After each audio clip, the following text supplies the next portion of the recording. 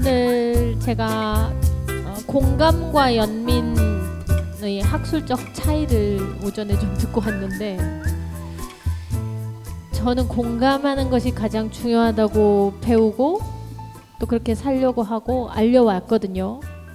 근데 코로나를 겪으면서 코로나 감염된 사람과 감염된 적이 없는 사람 사이에 공감할 수 없다는 걸 알게 됐어요.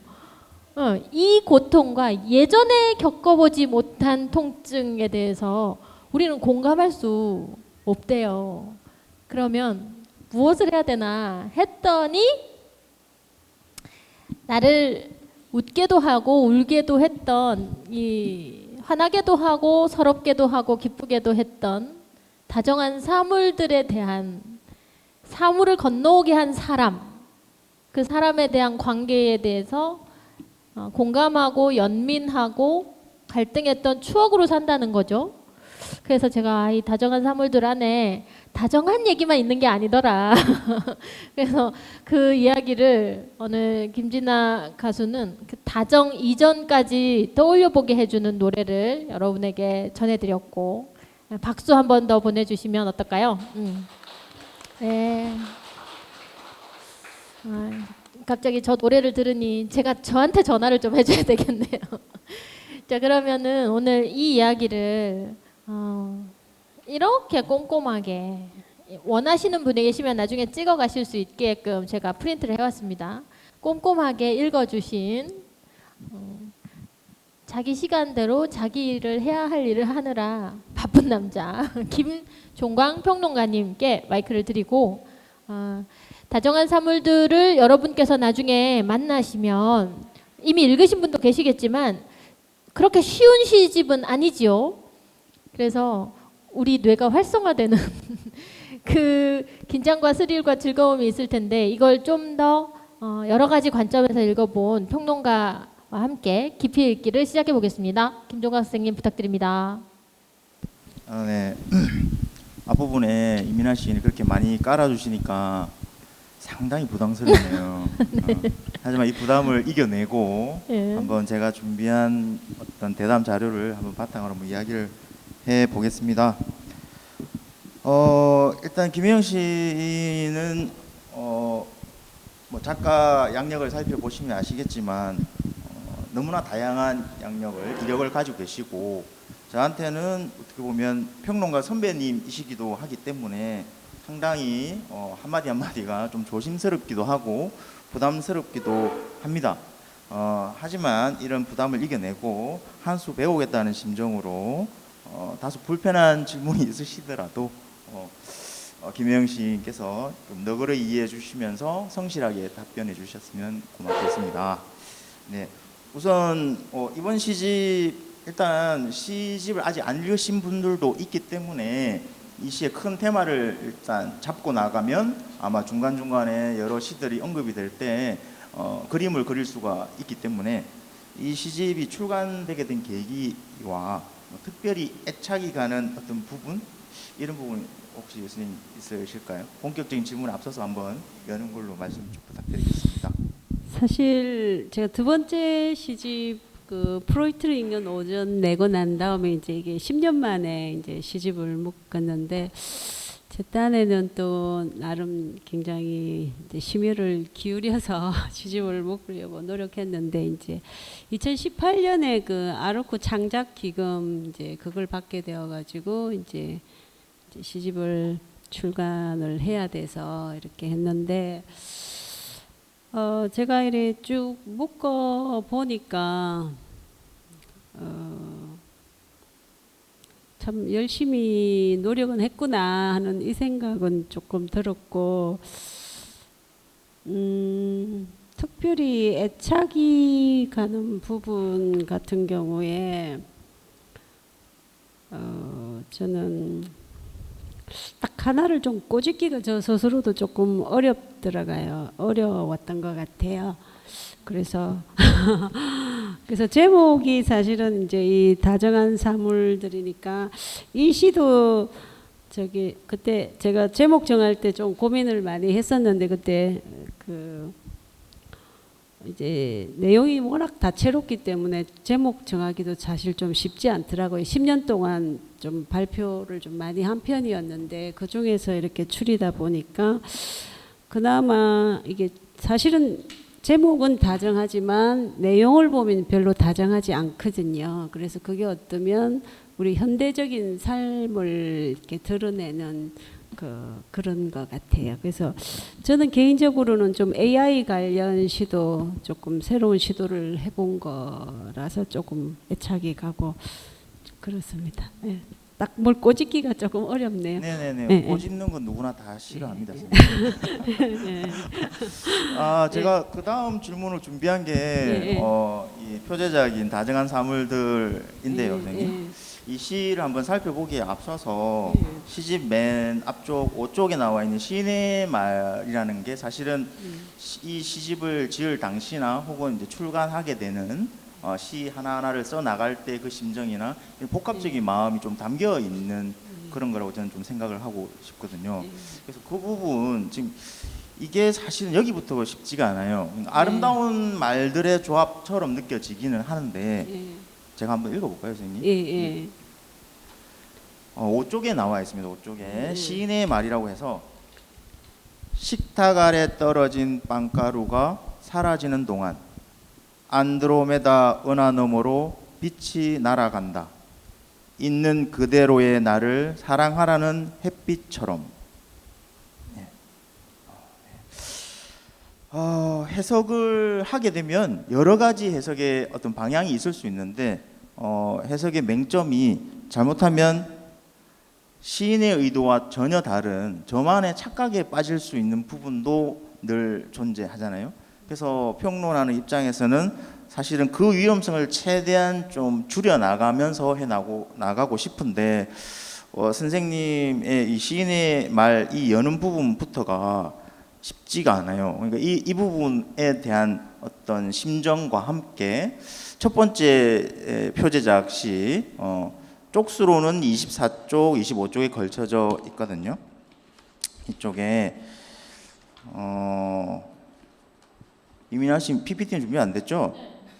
네네. 그러니까 그렇죠.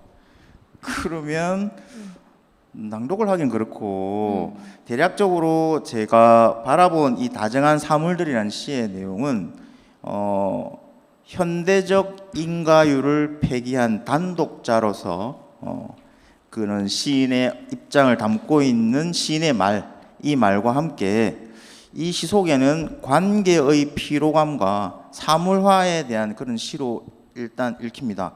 즉 달리 말하면 시 제목은 다정한 사물들이지만 사실은 이 다정함이라는 개념 자체가 어떻게 다가올 수 있는 것인지에 대한 생각을 자꾸 던지고 있고, 그리고 오히려 그 반대일 수도 있다라는 생각을 한번 의구심을 갖게 하는 그런 시 내용이라고 생각이 드는데 어떻게 좀 설명 좀 부탁드리겠습니다, 선생님. 네, 제가 이제 이 제목을 정하고 시집을 내고 나서 이제 저기 항원욱 소설가님 오셨는데 제가 이제 시집 제목을 다정한 사물들이라 정했다고 하니까 시 제목이 굉장히 모던하다 이렇게 하던데 제가 봤을 적에는 다정한 사물들 사실 이게 뒤에 시집 해설을 이게 구모령 교수님이 쓰셨어요. 그래서 우리 또 지금 안 계시니까 구모령 교수님이 글을 조금 늦게 주시잖아요. 그래서 이제 기다리고 있는데 하루는 전화 오셨어요. 그래도 막 화를 내시면 김혜영 씨는 왜 이렇게 시를 이렇게 써가지고 나를 괴롭히느냐고. 그래서 제가 할 말이 없어가지고 그냥 가만히 있었는데 그래. 막상 이제 글을 보내주셔서 읽어보니까 역시 고우령 교수님은 대가는 대가시다 이런 생각이 좀 들었어요. 그 어긋난 감각 그걸 어떻게 잡아내셨을까. 그래서 이 시집이 좀 여성들은 조금 제가 일반 독자한테도 이거 몇 분 선물을 해봤더니 전혀 문학하지 않는 분인데도 이해가 간다고 하시더라고요. 제가 좀 좀 시가 어렵고 재미없을 텐데요 이렇게 했는데 여성 독자들은 그나마 조금 쉽게 와닿는 부분도 있는데 좀 남성 독자분들은 조금 좀 어렵고 힘드신 부분도 있었던 것 같아요. 그 이유가 아마도 제가 인간관계에 대해서 어려움을 느꼈고 또 그 현대인들 다들 소통이 잘 안 되고 외롭고 다들 누구나 그런 것들을 표현했었거든요. 그래서 너무 이 현대사회가 경쟁이 심하고 뭐 시인들끼리도 경쟁이 심하잖아요.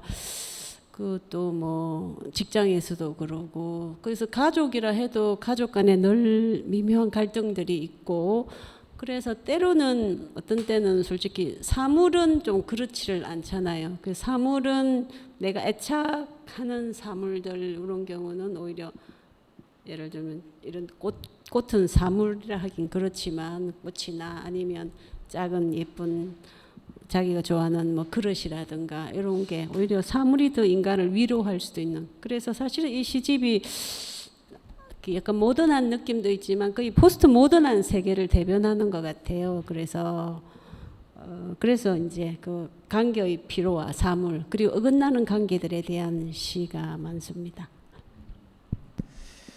네, 설명을 들어도 무슨 설명인지 잘 모르시는 분들이 분명히 제가 처음 읽을 때랑 마찬가지인 분들이 분명히 있지 않으실까 생각이 좀 들어요.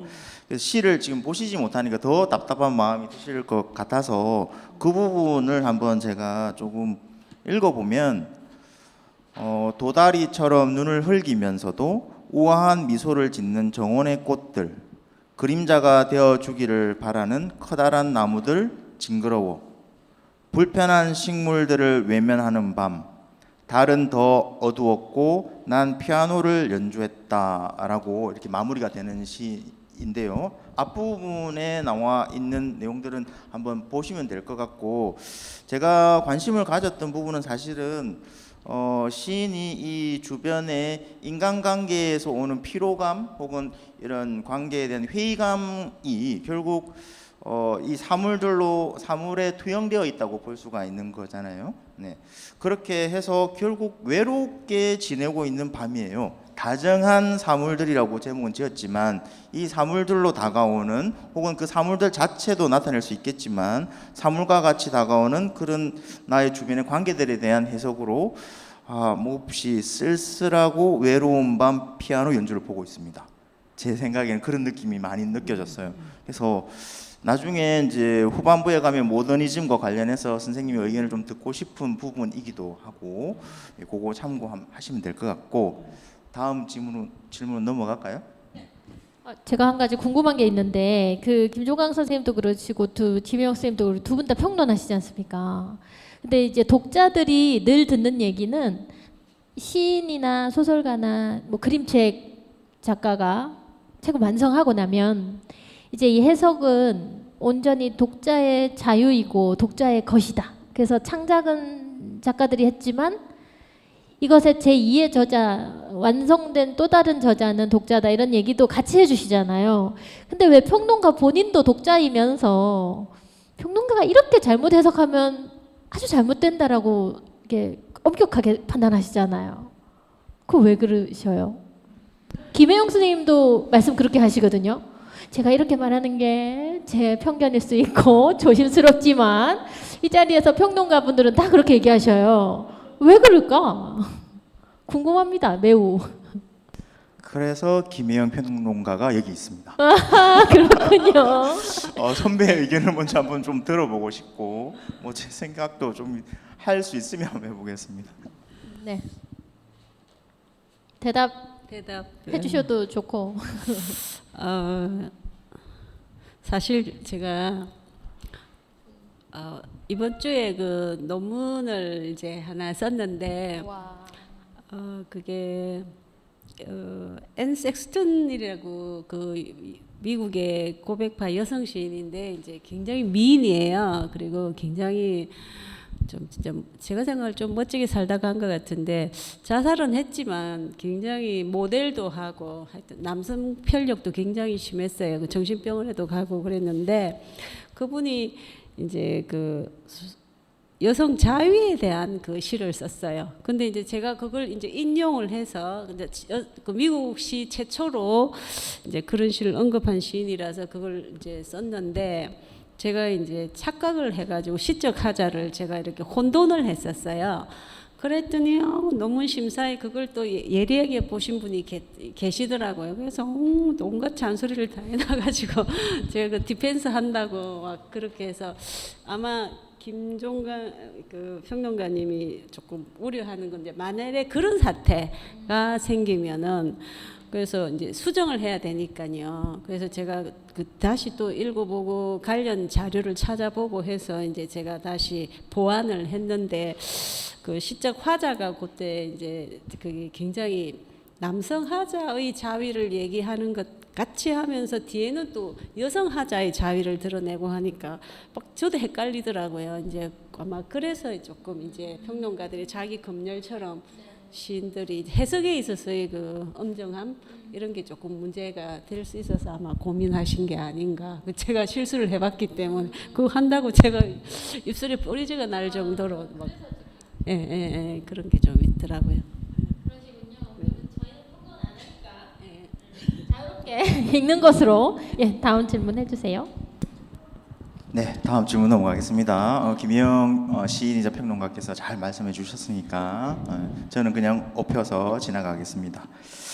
그 두 번째 질문은요. 김희영 시인의 시 튤립인데요. 시집에는 13쪽, 14쪽에 걸쳐서 적혀 있습니다. 이게 사실은 뭐 시집의 제일 첫 번째 작품이에요. 제목은 튤립이라고 간단하게 사물을 부각시켜 놓은 시지만 사실은 이 시를 읽고 나면 시 속에 나오는 약간 불편한 시어들이 있어요. 뭐 기하학이라든지 나선형이라든지 이런 소학적인 어떤 기호와 관련된 말들을 이렇게 김희영 시인께서 튤립이라는 시 속에 심어놓고 계시거든요. 그러니까 이런 시어들을 볼 때면 저 평론가 입장에서는 기하학을 다시 한번 찾아봐요. 그리고 이 시인이 이 기하학을 어떤 목적으로 쓰고 있는지 정말 궁금해 하거든요. 그런데 이 사실 기하학이나 나선형이라는 이런 용어들이 이제 긴밀한 어떤 시적인 연결, 의미관계를 형성하고 있으면 짐작할 수가 있는데 그 부분이 약간 불명확하거나 좀 희미하거나 조금 좀 시인의 의도에서 많이 숨겨 놓으면 사실은 평론가도 평범한 사람에 지나지 않기 때문에 자기만의 상상에 빠질 위험성이 저는 있다고 생각을 하는데 그래서 이 시를 저는 읽고 나서 결국 제일 먼저 들었던 생각은 카메라 렌즈 속의 공원 풍경과 자코메티 이미지라는 그런 말이 먼저 떠올랐어요.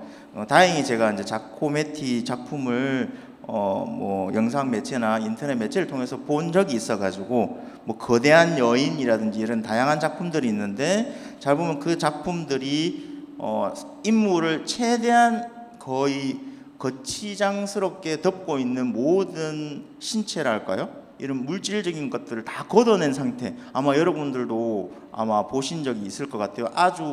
아주 메마른 존재를 나타내는 듯한 동상 같은 형태가 있잖아요. 그 작품의 이미지가 또 같이 떠올라가지고 김혜영 시인이 이 튤립 속에 이런 기하학이나 나선형이라는 이 기호들과 함께 그런 부분을 연결시켜 설명해 주셔도 좋고 혹은 이 튤립을 쓰실 때의 어떤 배경적인 부분이나 그런 참고가 됐던 이미지라든지 그런 생각이 있으시면 그 부분 한번 좀 들어보고 싶습니다. 참 이 시집 이 묶을 때 제일 앞에 어떤 시를 놓을까 굉장히 고심스럽잖아요. 그리고 제목 정하는 것도. 그래서 저는 사실 정익진 선생님한테 이제 한번 봐달라고 했었어요. 근데 정익진 선생님이 이렇게 조금 배치에 좋은 조언을 많이 해줘서 제가 정말 감사함을 느꼈는데 사실 이 튤립은 우리 부산 시민공원에 그 개장할 적에 그 튤립을 심었어요. 그래서 그게 튤립 보러 오라고 해서 제가 구경을 갔어요. 그래서 그게 착상이 되었는데 그 이제 네덜란드에서 직접 튤립 구근을 수입해 와가지고 시험을 넣었는데 이제 그걸 보니까. 그때 그 느낌들을 이렇게 썼는데 이 튤립이 이렇게 정원에 이렇게 심어져 있는 이 그 이미지가 이게 기하학처럼 이렇게 공간을 배치해 놓은 이제 이런 것들이 들어왔었고, 그때 이제 해질 무렵에 이제 들었던 그 음악을 연상시키면서 이제 그 튤립이 이렇게 막 이렇게 흔들리는 그거하고 이제 그 우주적 상상력하고 이렇게 그 음악이 이렇게 좀 마음을 좀 움직였다랄까. 그래서 이렇게 시어가 이렇게, 그래서 이 이미지가 이렇게 탁 이렇게 일관되게 싹 이렇게 빠져나와야 되는데, 요거는 조금 제가 좀 엉뚱한가 봐요. 사는 것도 좀 엉뚱한 면이 있는데, 그래서 이 시상들이 조금 이렇게 어긋나면서 또 연결되고, 약간 한유적 기법의 언연 중에 조금 치우쳐서 그런 것 같기도 하고, 모티프는 이제 그렇게 나왔습니다. 그래서 튤립 꽃 자체도 상당히 모양이 특이하잖아요. 그러면서 그때 이 공중에서 봤을 적에 튤립이 심어진 그 공간이 수학적처럼 이렇게 공간을 배치한, 거기서 작상을 해서 이런 시를 썼습니다. 아, 네. 근데 자코메티 얘기를 하셔서 이제 요거는 이제 저도 놀랬어요. 저도 자코메티 그 전시를 보러 갔었는데, 보통 자코메티가 이렇게 인체를 최대한 야위게 이렇게 묘사하잖아요. 그래서 사실 자코메티 작품 가격도 뭐 어마무시 비싸잖아요. 그래서 저는 솔직히 자코메티 작품이 그렇게까지 비싼 건 저 솔직히 저 아직까지 이해를 못 하겠어요. 저도 미술에 대해서 굉장히 좋아하는데 왜 자코메티는 저렇게, 저 솔직히 자코메티 작품을 보고 썩 감동은 저는 못 받았는데 너무너무 비싸잖아요. 그래서 이제 제가 말씀드리려 했던 건, 이제 저는 이렇게 시를 썼는데 이제 평론가님은 거기서 자코메티를 연상시켰다니까, 그거는 이제 독자의 자유로운 해석의 영역이겠죠. 예. 네, 제가 자코메티 이미지를 떠올렸지만 제 독법이 다 맞다고 볼 수는 없고, 그렇지만 이제 그렇게 생각하게 된 계기는 사실은 자코메티 작품을 제가 평하는 게 아닙니다. 기존에 나와 있는 어떤 평인데, 그 인간 존재의 거칠에 해당되는 육체마저도 어찌 보면 거치장스러운 무언가에 지나지 않는다는 거죠. 그 육체가 과연 나 자신을 나라는 존재를 보여줄 수 있는 전부인가? 그걸 의심하게, 그걸 다시 한번 생각하게 만든다는 거죠. 그러니까 인간이 육체와 의식으로 나눠진다고 보면, 지금 우리 인간들은 대부분 1살 때부터 지금 이 나이 때까지 계속 변형되어 가고 있는 육체를 가지고 있어서, 이 육체에 혹은 신체에 의존하기에는 나의 본질적 가치를 다 보여줄 수 없고, 그렇다면 그 육체의 내부에 들어있는 그 의식의 세계, 그 의식의 세계가 진정 나의 어떤 본질이지 않을까라는 어떤 너무 시각 중심이고 휘황찬란한 세상에, 요즘 같은 시대 더 그렇잖아요. 뭐 미디어 세대 혹은 세상이기도 해서, 그런 곳에 본질의 의미는 그런 화려한 곳이 아니고 오히려 소박하고 좀 더 깊숙하고 내밀한 곳에 이렇게 빈약하게 있을 수도 있다라는 거 한번 생각해 보게 한다는 느낌을 저는 좀 가졌어요. 그리고 기하라는 게 사실은 이제 세상에 존재하는 모든 물질 사물들은 일정한 형태를 갖추고 있지만, 그게 기하의 도형으로 이렇게 성급하게 줄일 수는 없죠. 그러니까 도형, 뭐 원형, 뭐 원기둥, 선. 그러니까 사실 여기 아무리 직선을 만들어놔도 제대로 된 직선은 단 하나도 이 세상에 존재하지 않잖아요. 그러니까 기하라는 뭔가 압축되고 단순하게 축약되어 있는 것으로 사물이나 이 주변 존재들을 바라볼 수 있는 그런 시선이 김영신의 튤립시 속에 조금 제가 그 부분을 느꼈다는 겁니다. 아마 김영신께서도 시인이라는 게 사실은 이렇게 훅 들어오잖아요. 전 잘 모르지만 그걸 이게 언어로 다시 재구성해낸다는 게 보통 일이 아니잖아요. 그 재구성 방식을 정확하게 다 알고 있다면 아마 세상의 모든 시인들이 자기 시에 대한 모든 것을 다 꿰뚫어 볼 수 있을 텐데, 그 순간순간 시간도 지나가고 공간도 지나가고 내 인생도 지나가고 있기 때문에 그 찰나를 붙잡기가 쉽지 않아서 아마 김혜영 시인이든 어떤 시인이든 간에 언어로 재구성해내는 그 과정 속에서 여러 가지 문학적인 아름다움이나 뭔가 생각할 거리가 같이 들어가는 게 아닐까, 그런 생각이 조금 들었다는 말씀입니다. 네, 진짜 해석을 너무 잘 하시는 거예요. 혹시 혹시 김혜영 선생님은 정기적으로 미술 관람을 하십니까?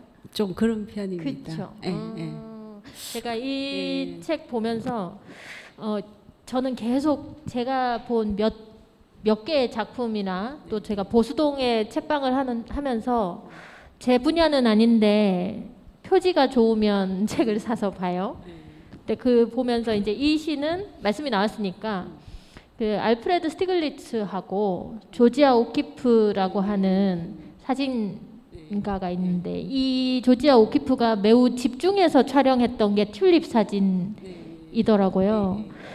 제가 이 공사장 인부 그리고 수녀님 저는 사람이 좀 더 보였고 그 이 시 속에서 그 손을 만지고 있는 노 부부를 보면서 또 한편으로는 그 마리나 아브라모비치가 헤어진 옛 연인과 모마에서 이제 재회하면서 오랫동안 그 테이블에 이렇게 마주 앉아서 손을 붙잡고 있었던 시간, 그 모습을 보려고 또 수많은 청중들이 숨죽이고 있었던 시간이 떠오르더라고요. 그래서 이 시집을 찬찬히 다 읽으려면 이게 몇 계절이 필요하겠다 이런 생각이 좀. 꽃도 다 한번 봐야 되고 그림도 한번 다 찾아보고 싶고 이 책에 나온 영화도 한번 다 보고 싶고 그랬네요. 다음 질문해 주시죠. 제가 자꾸 감상을 하고 싶어가지고. 몇 계절 정도가 아닐 거예요, 그죠? 이게 김혜영 시인의 모더니스트적인 어떤 시적 경향과도 나중에 연결이 될 텐데 한번 저는 사실은 약간 고민해봐야 되는 지점이기도 하다라는 생각은 조금 들어요. 그 부분은 조금 뭐 뒷부분에 또 말씀하실 기회가 있을 테니까 같이 나가기로 하고 다음 질문으로 넘어가 보겠습니다. 그러면 이번 질문은 그 104쪽에 시집 104쪽에 보면 딸기를 먹는 일요일이라는 시가 있습니다. 정말 지금까지 살핀 세 작품을 봐도 제목으로는 상당히 서정적이에요. 그러니까 접근성이 상당히 좋죠. 근데 시 내용을 읽어보면 뭔가 이게 구모룡 평론가께서 말씀하신 것처럼 뭔가 어긋나 있어요. 그러니까 이 어긋남의 미학이라고 이렇게 말씀을 뒤에 서평 부분에 이렇게 달아주셨는데 그 부분에 대한 설명과 제 생각도 오늘 겹쳐 있습니다. 그 부분에 대한 조금만 언급을 해보면 참고되는 작품은 이제 104쪽에 딸기 먹는 일요일 정도로 생각하시면 될 것 같고, 물론 이 시뿐만은 아니고 이 시집 전반에 다 걸쳐서 이런 뭐 뉘앙스 혹은 이미지 분위기를 풍기는 시들이 많아서 질문 드리고 싶은 건요, 서정과 생활을 밑그림으로 두고 있는 시들이긴 한 것 같아요. 김혜영 시인의 시 속에. 그러니까 초월적인 세계만을 다루고 있진 않다는 거죠. 그러니까 밑바탕에 생활도 있고 그 생활 속에서 얻어지는 어떤 정서, 서정적인 부분이 있긴 한데 그 서정을 담고 있는 시어들의 배열이 무수한 이미지들의 나열 혹은 중첩되기도 하고, 그리고 혹은 사유를 계속 끊어버리는 거죠. 그러니까 뭔가 하나로 이어질 수 있는 사유를 약간 절단하는 절편적 사유 같은 것들이 한 행 혹은 한 행 안에서도 조각나 있기 때문에 연과 연 사이를 이어가기도 쉽지가 않고, 그래서 사실은 저도 참 알쏭달쏭하다고 생각을 해요. 그러면 이제 앞으로의 제 평론 인생에도 도움이 될 것 같기도 하고, 선생님께서 이런 금방 제가 설명을 드렸던 뭔가 서정과 생활을 밑바탕에 깔고는 있지만 실제로 표현할 때는 무수한 이미지들의 나열과 중첩 그리고 절편된 사유, 독자로 하여금 쉽사리 읽는 독법이 가능하지 않을 듯한 약간 그런 느낌들이 곳곳에 들어가 있는데 그 부분을 신경을 쓰셔가지고 어떤 식으로 시를 쓰시는지 독자들에게 좀 독법의 어떤 힌트랄까요? 그런 부분 한번 안내해 주셨으면 괜찮을 것 같아요. 아유, 사실 이 딸기를 먹는 일요일 이 시가 정말 태고를 너무너무 많이 한 시거든요. 그러니까 저도 이게 뭐가 제 스스로도 이게 의미가 안 맞고 그러면서 왠지 이 일요일 날 이렇게 가족끼리 이제 딸기를 먹여주는 이런 데서 착안을 했고 저 사실 저 말 좀 잘 하는데 이상하게 오늘 말을 잘 못하겠네요. 선생님 제가 그 시 부분을 제 나름대로 해석하는 설명을 조금 더 보태도 될까요, 선생님? 한번 생각해 보시면 될 것 같아요. 그 제가 볼 때는 이 딸기를 먹는 일요일에 일어난 사건이긴 한데 간단하게 말하면 딸기를 갈아 먹는 일요일이죠. 그리고 너와 함께하는 일요일입니다. 그리고 그 일요일의 이미지는 나른한 오후여서 참 좋아라는 간단 명료하게 나타낼 수 있는데 그 딸기가 믹서기 안에 들어가서 산산조각 나는 혹은 부서지는 이런 이미지도 그러니까 딸기만 집어넣는 게 아니고 믹서기 안에 정말 많은 걸 집어넣거든요. 의자도 집어넣고 식탁도 넣고 책상, 욕조, 비대는 생각해 보시고 세탁기, 청소기를 무엇을 먹겠다는 건지, 그죠? 그러니까 단순히 제가 봤을 때는 딸기만 먹겠다는 의도가 아니기 때문에 선생님 아마 시를 써 나가실 때 이런 수많은 생활 주변에 있는 소재들을 다 집어넣어서 믹서에 넣고 우린 숲으로 산책을 나가지라고 이렇게 시의 오연에 그런 내용이 있고요. 그 부분은 저는 조금 중점을 둬서 이 부분을 관심을 가지게 되면 단순히 딸기를 먹는 요일이 아니고 내 일상 전부가 들어가 있는 거고 그날의 행복함을 말하고 싶은 느낌이 좀 들었어요. 그래서 맨 마지막 부분에도 거품이 일고 당신의 입술은 속도가 필요해. 무서운 말입니다. 예. 앞쪽에서는 서두에서는 딸기가 어깨지는 과정에 믹서기가 돌고 거품이 일고 우린 속도가 필요하지. 그러니까 믹서기의 이미지를 가지고 왔는데 너와 나 사이의 어떤 관계, 우리 가족 간의 사랑, 뭐 긴밀함, 친밀함 이런 것들에 대한 어떤 속도가 필요하다는 이 이미지를 같이 중첩을 시킴으로 해서 편안하고 단란한 그런 일요일 오후에 딸기 갈아 먹는 가족의 이미지가 조금 더 뭔가 생각해 볼 여지가 있는 느낌이 같이 있는 게 아닌가 저는 약간 이런 생각이 들었어요, 선생님. 딸기를 먹는 거는 굉장히 일상인데 아까도 잠시 선생님 말씀하셨는데 사실 제가 시인으로서 제일 좋아하는 시는 사실 사랑시거든요. 그래서 제 소망이 정말 아름답고 따스한 사랑시를 쓰고 싶은데 나는 시를 쓰게 되면 그런 시가 안 나오지. 저의 딜레마인데 그러면서 조금 너무 약간 이 작품 전반적인 약간 관능적인 이미지를 조금 의도적으로 삽입하고도 싶었어요. 그래서 그냥 다른 시인들은 이렇게 사랑시를 예쁘게 그냥 자연스럽게 잘 써가는데 좀 다른 감각 이런 걸 조금 부여하고 싶었고 그래서 이제 일상에 있는 그 다양한 요소들을 이제 믹스하고 그리고 의미가 또 하나를 또 고정되는 게 또 좀 싫은 것 같더라고요. 그래서 그냥 흩어버리고 조금 그랬던 것 같아요. 그래서 그게 어떻게 보면 좀 한유적인 게 많은 것 같아요. 뭐 은유 같으면 탁 하나가 이렇게 완결이 좀 될 수도 있는데 이게 제 시작법이 좀 그런 것 같아요. 선생님의 시 작법 자체가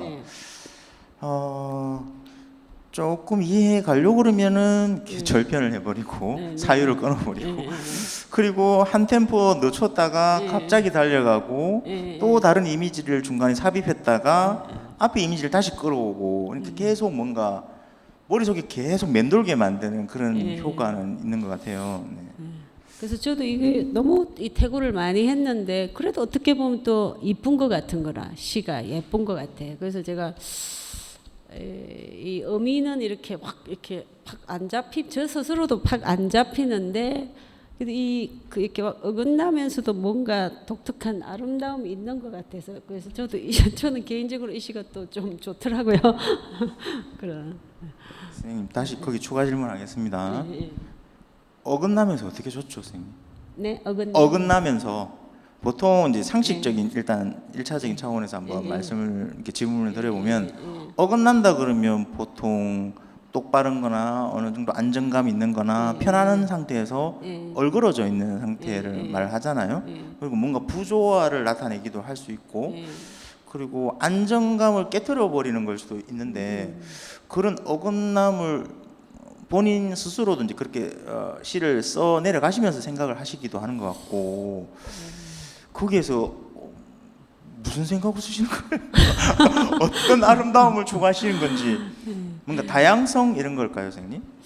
사유의 다양성? 제가 좀 편안한 마음으로 시를 쓰기보다는 제가 사실 정보라 소설가를 그때 부산대에서 며칠 전에 초대해서 그분 소설가인데 이렇게 장르 소설을 쓰시는 분이시던데 그분 이제 소설을 읽기 전에 이제 그 이렇게 강연회에 먼저 갔어요. 근데 그분이 자기가 분노했을 때 글이 나온다 하더라고요. 그래서 제가 그 한마디에 필이 꽂혀가지고 오늘 저기 소설책도 사고 또 친구한테 선물도 했는데 저도 이상하게 이게 시를 쓸 때 좀 분노했을 때 사실은 많이 쓴 것 같아요. 그래서 이런 게 조금 그런 것 같아요.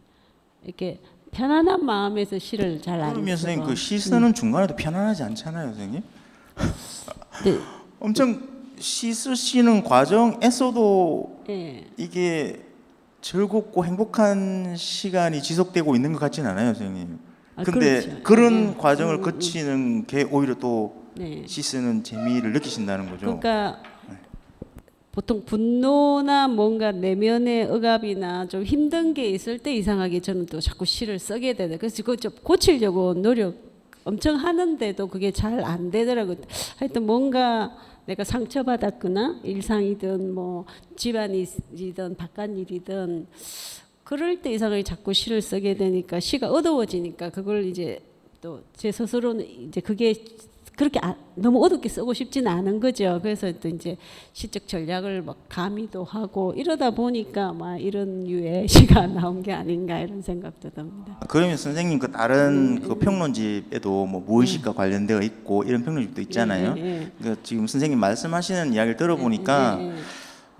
일상생활을 하시면서 예. 이제 보통의 일반적인 사람들도 마찬가지잖아요. 뭐 행복하기만 할 수 없고 편안하기만 할 수 없는 이 세상살이 속에서 뭔가 나한테 흔적을 남기거나 상처를 남겼던 것들을 그 자리에서 발산하기는 쉽지 않으니까 무의식 속에 이렇게 꾸깃꾸깃 넣어놨다가 시 창작하는 그 순간에는 아름다운 시간일 수 있는데 선생님 그 아름다운 장미 거울을 깨트리는 거죠. 깨트리면서 이게 장미인지 아닌지도 약간 헷갈리게 하면서도 내 아름다운 장미는 이렇게 만들어진 거야. 뭐 이런 느낌이 아닌가 저는 그럴 금방 수 이런 있어요. 생각이 좀 그게. 들어요, 선생님. 그래서 아마 그런 것 같아요.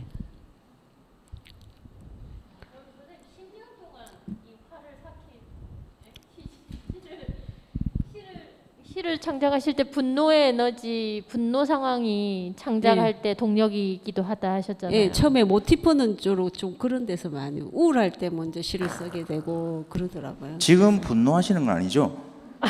오늘은 제가 서두에 미리 말씀드렸습니다. 아니요. 한수 배우고 오늘은 굉장히 감사하고 행복한 날이죠. 비만 안 온 것만 해도 저는 너무나 감사해서 진짜 로또를 선물하고 싶다니까요. 아, 그러셨구나. 네. 네, 금방 제가 던진 미끼에 김혜영 시인이 다시 수긍을 해주셨기 때문에 더 조금 차가운 말을 좀 해가면서 다음 질문을 또 던져볼까 합니다.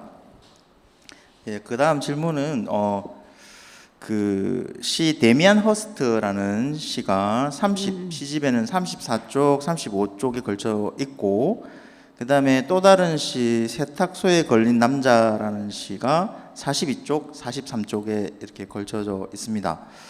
뭐 비단 이 시들만을 이야기하는 건 아니고요, 선생님. 제가 이 시집 속에서 읽었던 전반적인 이미지에 대한 이야기가 선생님은 사랑을 쓰고 싶다고 하셨는데 제가 아까 좀 무례하게 뭐 깨트린 장미 뭐 이렇게 말씀을 드렸는데 그러니까 표현된 방식이 약간 병적이다. 그리고 세상에 대해서인지 무엇에 대해서인지는 그 시 편편마다 다를 수 있기 때문에 그걸 뭐라고 말하기는 좀 애매하지만 냉소적인 건 확실한 것 같다라는 생각이 들었어요.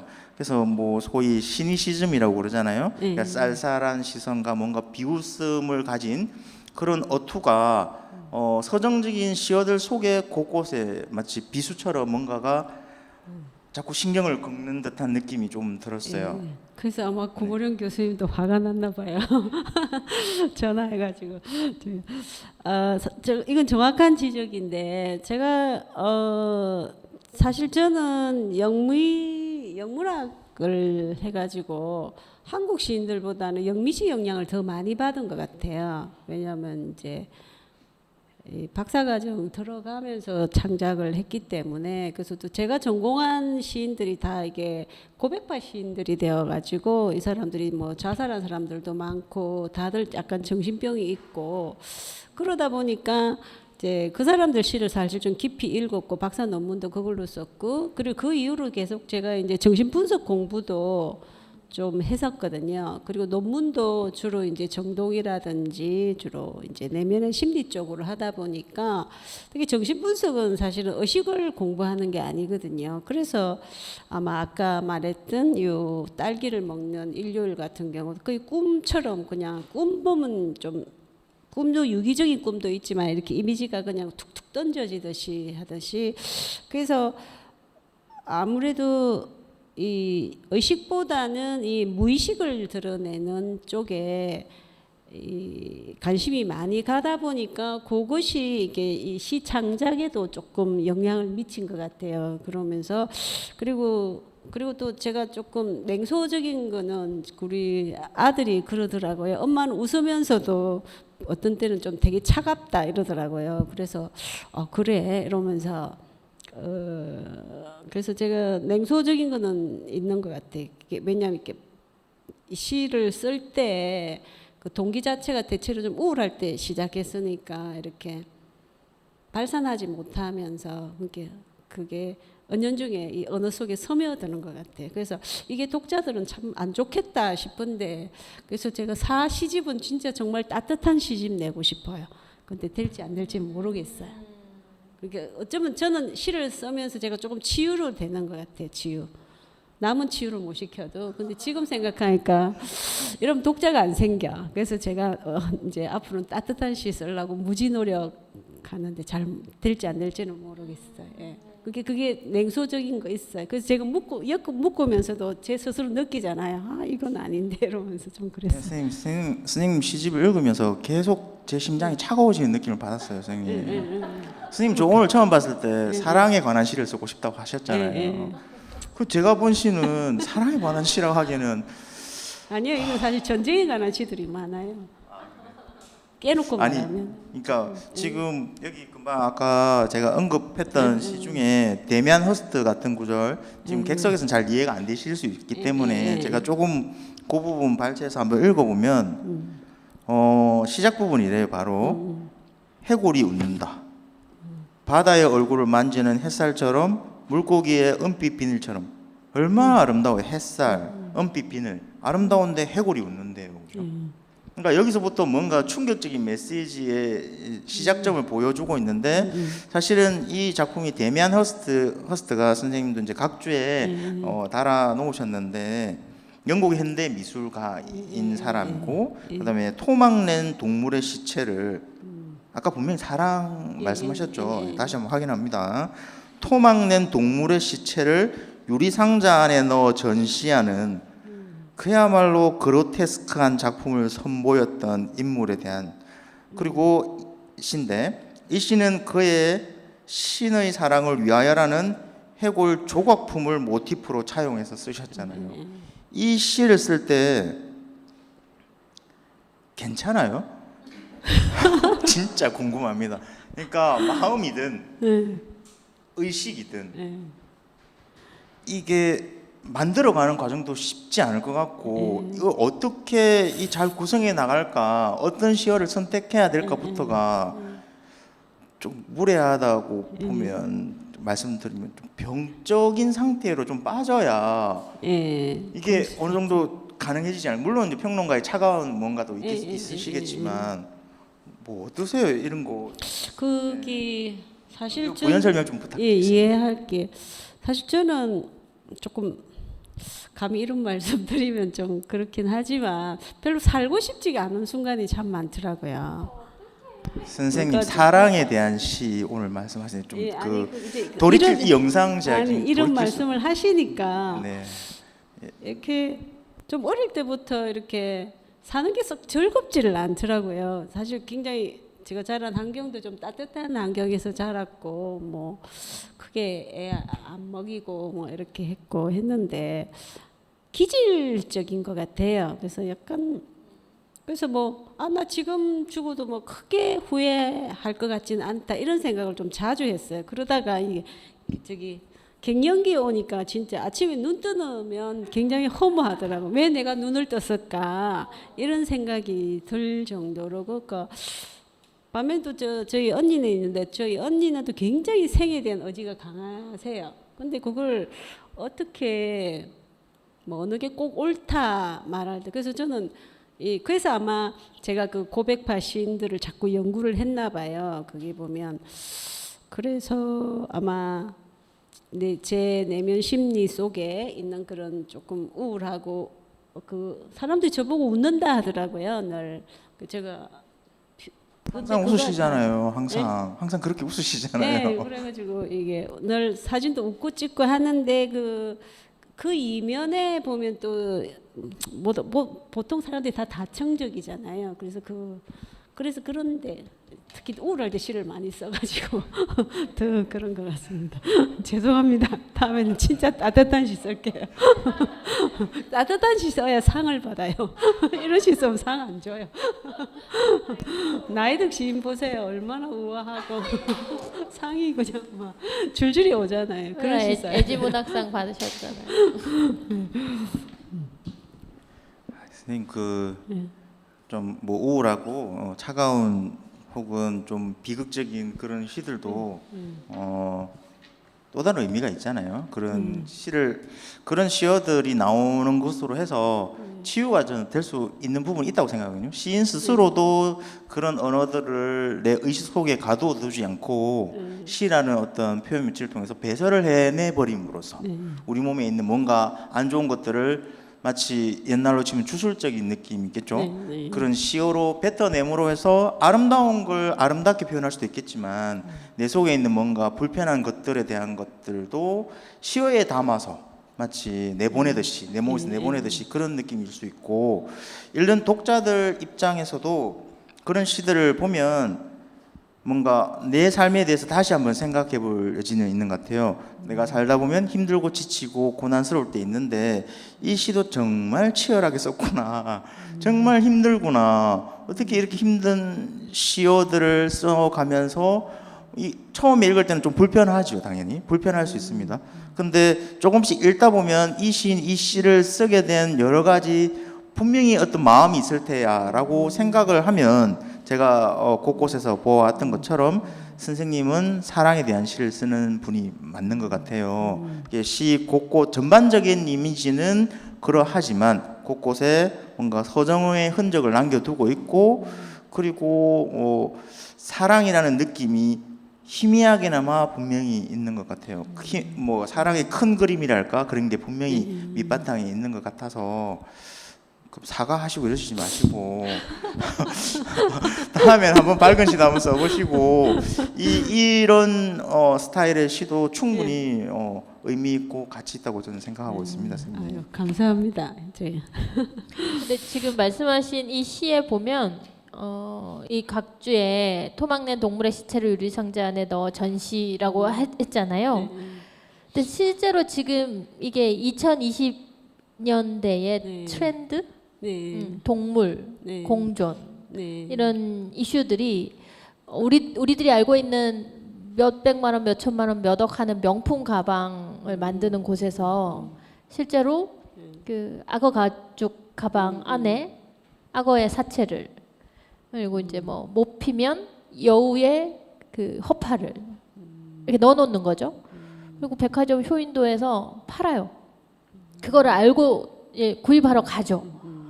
근데 멋진데 내 카드 신용도는 얼마지 살 수 있지 이런 흡족한 표정으로 탁 열었는데 화들짝 놀라는 캠페인 광고가 있거든요.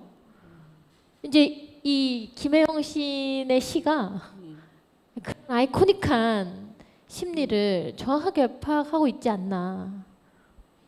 그러니까요 굳이 이렇게 예. 사과 지금 이민아 시인 그 부연 설명을 들으니까 더 와닿네요. 사랑시로 갈 수 있습니다. 인류애로. 그러니까 그런 시들이나 그런 이미지를 보여줌으로써 지금 당신들이 만들고 있는 세상에 이런 뭔가 잔인한 일들이 일어나고 있다는 건 알아야 되는 거 아니야? 아름다움을 보여주는 예술뿐만 아니고 당신들이 자행하고 있는 심각한 무언가에 대해서 경기를 한번 느껴봐야 되는 거 아니야? 이런 이미지를 보여주기 위한다고 생각할 수 있겠죠. 또 뭐 자기 위안도 있겠지만 경각심을 일깨워준다는 측면에서도 상당히 의미가 있지 않나 그런 생각이 듭니다. 사실은 제가 우리 낭송 준비하고 계시는 분이 계신데 이 시의 레파토리가 이렇게 힘들어가지고 이거 언제 이 촉촉한 시를 들려드려야 되나 지금 제가 이게 순서를 못 잡고 있었어요. 네, 남아있는 시가 그 경계잖아요. 후회 안 하시? 제가 자꾸 초조했잖아요. 네, 지켜주세요. 그래서 지금 질문 남아있는 세탁소에 걸린 남자라는 시로 넘어가기 전에 김혜영 선생님이 방금 쓰고 싶어 했던 따뜻하고 사랑스러운 시로 가는 하루에 대해서 들려주실 분이 한참 전부터 기다리고 계십니다. 그러면 이제 김진여 시인님 모시고 낭송을 듣고 이제 평론가님 마무리 질문 들을까 하는데요. 실제로 제가 지금 낭송해 주실 시를 보고 막 찾아보았어요. 막 찾아보면서 오로라가 있는 곳에 대해서 생각해 보았는데 오늘 그 시를 박수로 청해 듣겠습니다. 반갑습니다. 저 시 쓰는 김진여이고요. 김혜영 시인의 이렇게 낭독회 초대해 주셔서 감사하고 고민을 많이 했어요. 시 한 편 낭송해 달라는 부탁을 하셨는데 이 자리를 어떻게 하면 빛낼 수 있을까? 김혜영 시인의 시집들 중에서 어떤 시를 읽으면 이 여름밤이 조금 따뜻해질까? 이런 생각을 하면서 사실 진짜 시를 골랐거든요. 저는 근데 평론가 선생님하고 두 분께서 계속 사랑 이야기를 하시길래 이 시가 딱 맞겠다. 잘 골랐다. 이런 생각이 들었는데요. 저도 시집 읽으면서 저는 뭐 좋은 시편들이 너무 많았고 근데 어떤 존재가 경험하는 쓸쓸함과 고요 속에서 전 가장 아름다운 시라고 제 개인적으로 말의 어감이나 이런 부분들 잘 느껴지고 어떤 그 시간, 그 순간 어떤 관계에서의 어떤 따뜻함, 아름다움도 느껴질 수 있어서 생각을 해서 골라봤고요. 또 하나는 제가 이 시를 고른 이유는 저희가 코로나 때문에 정말 너무 고립된 채로 오랫동안 있었잖아요. 그래서 그럼에도 조금 자유로워질까 했더니 또 다시 조금 힘들어지고는 있는데, 제가 지금 읽고자 하는 시가 아주 잠깐이지만 우리를 먼 곳으로 데려다 줄 수 있지 않을까 싶고, 어떤 그런 이국의 풍경과 정서와 분위기 속에서 저희도 약간 시공간을 좀 이탈해 볼 수 있을 것 같아서 그런 의미로 좀 골라봤던 시입니다. 제가 낭송하고자 하는 시는 노르웨이 숲의 사이프러스라는 시이고요. 배경음악도 고르라고 하시더라고요. 그래서 제가 박규희 기타리스트 좋아하는데 이 시하고 잘 어울릴 음악 찾다가 정말 고민 많이 했는데 어떨지 모르시겠어요. 근데 저는 이 기타리스트의 연주곡들도 좋아하고, 김혜영 씨 이대 시 이 시집에서 이 노르웨이 숲의 사이프러스라는 시가 잘 맞겠다 싶어서 골라서요. 같이 들어주시면 감사하겠습니다.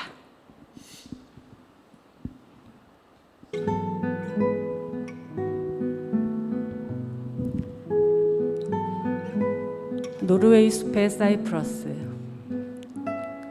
김혜영. 발 아래 잠든 것은 잃어버린 눈송이였을까? 눈사람의 가슴은 따스해지고 눈 내린 노르웨이 숲에서 새는 깃털에 앉은 눈을 털었지. 빙하는 푸른 우울인지도 몰라 광장에서 노래 부르던 당신이 떠올랐지. 눈빛은 투명하고 술 냄새를 풍겼지. 빙하가 흐르는 강은 우윳빛. 호수가 들려주는 물빛 음악에 우리는 고요에 물들었지. 죽은 주인을 찾아 숲으로 떠난 개는 어디로 갔을까? 넌 이마가 참 맑구나. 사이프러스 나무 그늘로 들어오렴.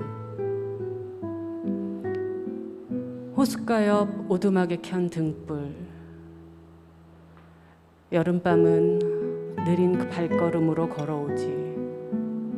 백야라는 말에 울컥 눈물이 났어. 겨울이 오면 어둠은 우리를 안아주겠지.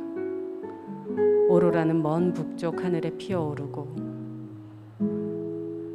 별은 하늘에 떴다 사라지고, 눈이 내리면 사라지는 먼 마을의 전설처럼 우린 노르웨이 숲에서 잠들어요.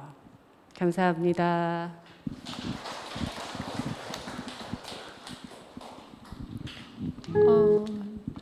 제가 요 곡 받고 듣고 이 시를 계속 읽으면서 오로라를 보러 가고 싶구만 이런 생각이 드는 거예요.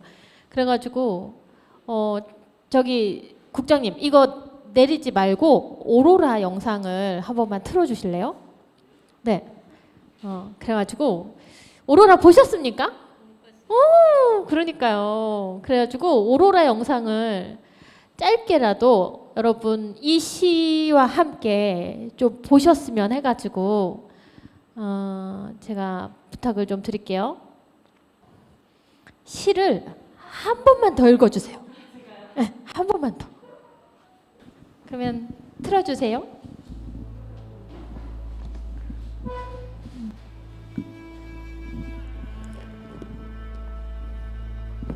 노르웨이 숲의 사이프러스. 발 아래 잠든 것은 잃어버린 눈송이였을까? 눈사람의 가슴은 따스해지고 눈 내린 노르웨이 숲에서 새는 깃털에 앉은 눈을 털었지. 빙하는 푸른 우울인지도 몰라 광장에서 노래 부르던 당신이 떠올랐지. 눈빛은 투명하고 술 냄새를 풍겼지. 빙하가 흐르는 강은 우윳빛. 호수가 들려주는 물빛 음악에 우리는 고요에 물들었지. 죽은 주인을 찾아 숲으로 떠난 개는 어디로 갔을까? 넌 이마가 참 맑구나. 사이프러스 나무 그늘로 들어오렴. 호숫가 옆 오두막에 켠 등불. 여름밤은 느린 발걸음으로 걸어오지. 백야라는 말에 울컥 눈물이 났어. 겨울이 오면 어둠은 우리를 안아주겠지. 오로라는 먼 북쪽 하늘에 피어오르고 별은 하늘에 떴다 사라지고 눈이 내리면 사라지는 먼 마을의 전설처럼 우린 노르웨이 숲에서 잠들어요. 네, 감사합니다. 네. 불 켜주세요. 그래서 제가 이 작가님 시집 읽고 이 시는 저는 개인적으로 이 시가 다 했다라고 생각을 좀 했어요. 온갖 애증을 다 털고 이 시 속에 이 사람과 같이 가셨을까? 가실까? 갔나? 안 갔나? 막 온갖 상상을 제가 좀 하면서 즐거웠습니다. 그 낭독을 해주신 분이 이 시를 고른 이유도 잘 들었습니다. 네. 김종각 선생님 마지막 질문 부탁드려요. 네, 아름답네요. 이게 저도 시를 읽을 때 눈으로 읽으면 안 되겠다는 생각을 많이 하게 됩니다. 그러니까 어떤 음성이 이 시어 속에 얹히느냐에 따라서 또 떠오르는 이미지가 또 다르고, 그러니까 이게 시라는 게 매력적인 게 시어는 어떻게 보면 언어로 고정되어 있지만 그 시어의 언어에서 불러들이는 여러 가지 이미지들은 사실 하나의 고정된 의미는 아니잖아요. 사람들마다 배경이 다 다르고 살아온 삶이 다 다르기 때문에 그러한 어떤 살아있는 삶이 제일 잘 담길 수 있는 게 또 음성인 것 같아요. 사람마다 다 음성이 거의 다 다르듯이, 그러니까 어떤 음성으로 이 시를 읽느냐에 따라서, 낭독하느냐에 따라서 와닿는 게 있다. 선생님 아름다워요. 사랑 맞는 것 같아요, 선생님. 한 말씀 좀 부연 설명 좀 해주세요, 선생님. 이 시에 대해서 얘기하라고? 네, 선생님 아름다운 걸로 넘어가고 시간 관계상 다른 질문으로 넘어가 보겠습니다. 시간은 이제 벌써 8시가 되었지만 그 김종각 선생님이 고른 질문이 하나 더 있으니까요. 말고도 세 편이나 더 준비하셨으나 시간 관계상 네, 마지막 하나 부탁드려요. 오늘 김혜영 씨 너무 고생 많으셨고요. 제 질문이 어떻게 보면 얼토당토 아닌 그런 내용을 분명히 섞여 있고 저의 주관적인 어떤 이미지들이라든지 뭐 이런 생각들을 선생님께 너무 무례하게 한 거 아닌가 다시 한번 돌이켜 보게 됩니다.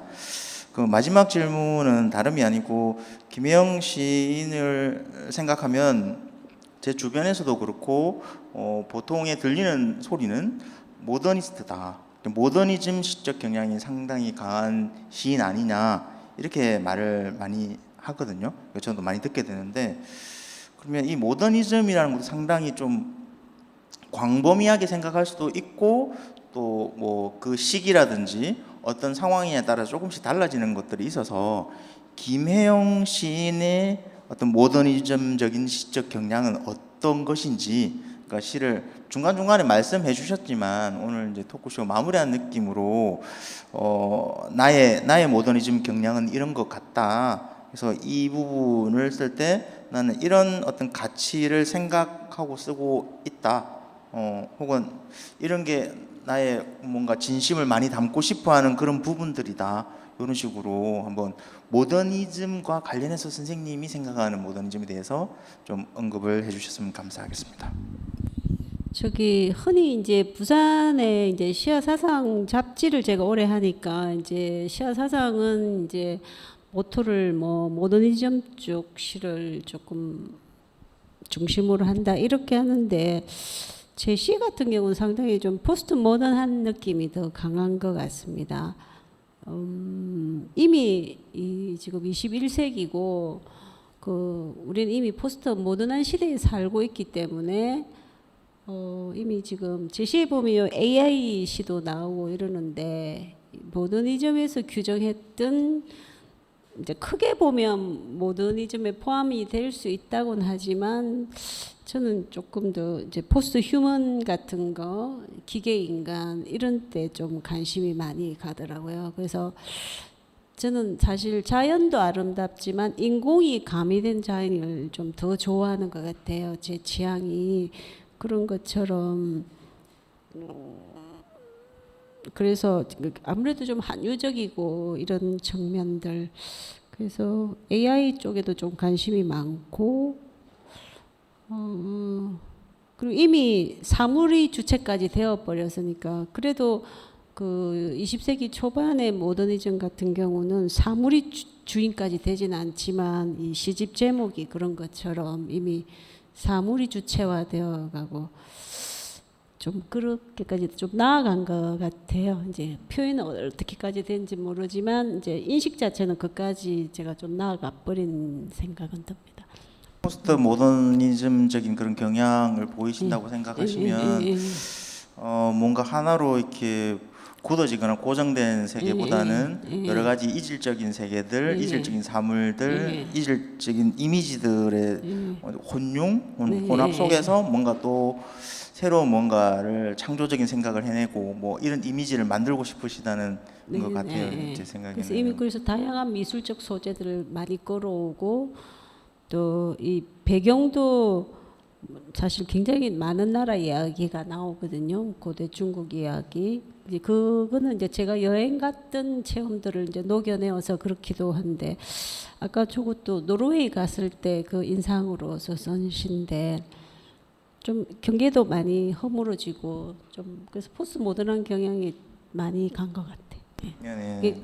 모던집시는 굉장히 시 자체가 그래도 이게 좀 형식미가 강하고 네, 총체적이면서 뭐 하나의 이미지를 구축하는 게 중심이 된다면 포스트 모더니즘적인 경향은 뭐 콜라주라든지 이런 거 다양한 뭔가의 접속을 통해서 거기에서 뭔가 생산적인 의미라든지 새로운 의미를 만들어내는 거잖아요. 그래서 하나의 완결된 의미를 만들려 하지 않는 게 무의식에 작동하는 것 같아요. 네, 그 선생님 그 무의식 이야기도 나오는데 그게 뭐 포스트 모더니즘적으로 접근을 해보면 우리 인간의 의식이란 자체도 하나로 고정됐다고 볼 수 없고 그 의식이 시시각각 바뀌고 있어서 그게 난지 늘 수시로 의심해봐야 되고, 그죠? 그리고 뭐 그렇게 가게 되니까 결국 주체라는 것이 무엇이냐, 주체적인 입장에 선다는 것이 어떻게 하는 것이 주체적인 거고 어떤 말을 하는 것이고 어떤 행동을 취해야 내가 원하는 내 주체이냐, 뭐 이런 식으로까지 그러니까 분열되고 뭐 분산될 수밖에 없는 그런 느낌이 이미 선생님 시 속에 들어가 있는 건 맞는 것 같네요. 네. 그런 것 같아요. 아, 네. 지금 이 시집이 시간만 있으면 요즘 나오는 뉴스들, 방송들 뭐 등등 해서 이게 꼴라주 이야기하면서 할 주제나 소재가 정말 많거든요. 여러분들께 최근에 장안의 화제가 되고 있는 이상한 변호사 우영우라는 방송이 있는데 방금 김혜영 시인이 말씀하신 포스트 휴머니즘까지 간다면 이 시집 44쪽, 45쪽에 걸쳐 있는 고래의 입술. 고래는 입술로 듣는다. 법의 방파제에 녹색 파문이 번지는 소리를 이라고 끝나는데요. 나중에 이 시도 꼭 한번 찾아보시면 좋지 않을까 생각합니다. 이제 여러분들 중에 혹시 질문하고 싶으신 게 있으면 듣고 마무리할까 하는데 질문 있으신가요? 궁금한 거를 김종강 평론가가 다 짚어주셨죠. 그 시화사상에서의 오랜 창작 읽기 이렇게 하고 계시고 또 최근에는 김혜영 시인님 부산일보 산문 계속 연재하고 계시죠? 언제까지시죠? 김혜영의 시인의 서재. 네, 그게 이제 1년 단위로 하라 하더라고요. 아, 그럼 그래서 올해 연말까지는 올해 연말까지는 하는데 내년은 또 그때 가서 연락이 올 것 같아요. 그렇군요. 여러분들께서 시집 읽으시다가 아까 말씀하셨던 이제 본인이 영문학 전공자시니까 고백파 시인들뿐 아니고 포스트 모던 시인들 그리고 다양한 문단에 대한 혹은 작품에 대한 김혜영 시인만의 독법을 좀 더 가까이 읽어보시고 싶으시다면 그 부산일보에 공개돼 있으시니까요. 그 산문 김혜영 시인의 시인의 서재도 한번 살펴보시면 좋겠습니다. 그러면 저희 다정한 사물들 속에 들어있는 그 시인의 10년 동안의 창작과 그 고뇌 그리고 본인의 그 파괴적인 힘이 창작의 원천이 되었다는 이야기를 듣고 나서 제가 아까 그 고백파 시인들 중에 실비아 플러스도 그 이름이 탁 나오니까 다 이해가 됐어요.